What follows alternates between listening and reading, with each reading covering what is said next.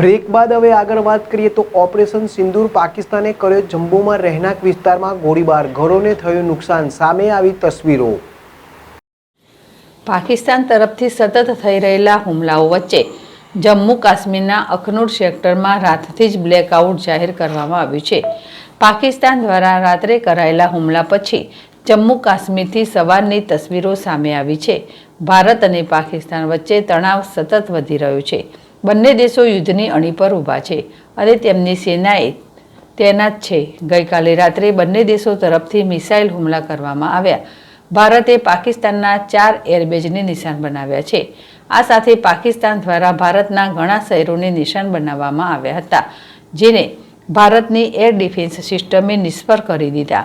પાકિસ્તાને શ્રીનગર સહિત અનેક સરહદી વિસ્તારોમાં સૈનિકો એકઠા કરવાનું શરૂ કરી દીધું છે।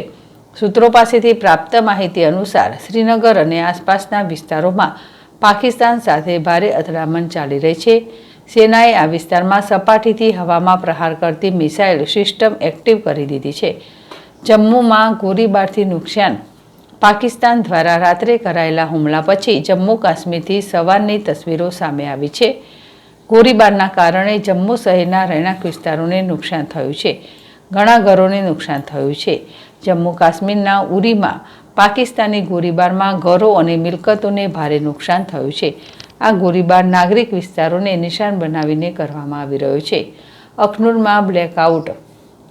પાકિસ્તાન તરફથી સતત થઈ રહેલા હુમલાઓ વચ્ચે જમ્મુ કાશ્મીરના અખનૂર સેક્ટરમાં રાતથી જ બ્લેકઆઉટ જાહેર કરવામાં આવ્યું છે।